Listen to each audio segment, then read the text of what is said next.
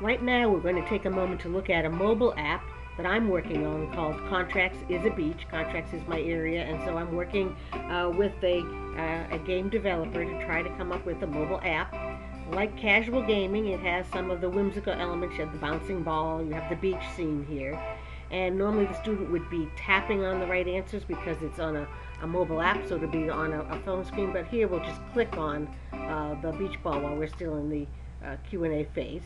You come to the terms and conditions screen. For our purposes, we'll just click on I agree. And then you come to two modes. There's an arcade mode that's timed, that's 5 minutes.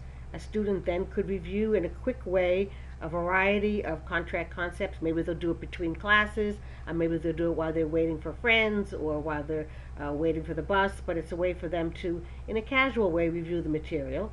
There is also a tutor or untimed mode in which the student can go through all of there's 200 questions here that will help them to review these Contracts 1 concepts in a way that's not a race, but for them to take their time and to learn about each and every item.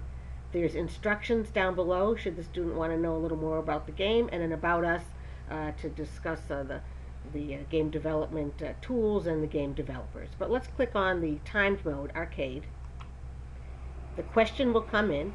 There are 2 stars in the upper left-hand corner. That means that there are 2 correct answers. If you go all the way to the right, you will see that there is a clock that is clicking down.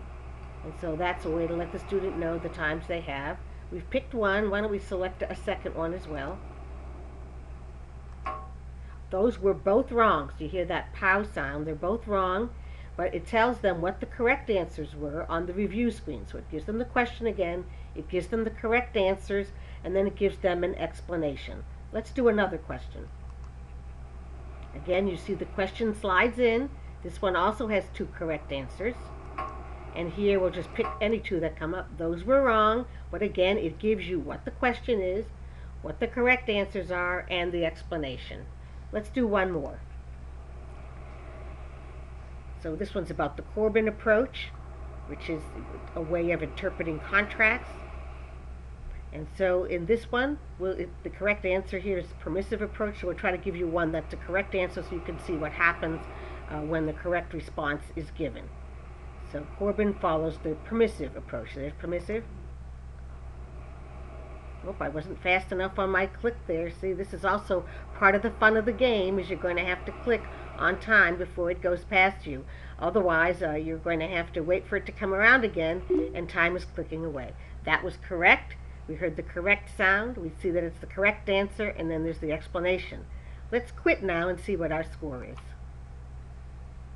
So we got one right, so we're still at the lowest level, the turtle level. So you go from the turtle level all the way up to the top level where you rule the beach, which is the shark level. But normally this is sort of a way to give you a sense of how you might make your own game, your own mobile app, to increase your students' interest in and understanding of your legal topic.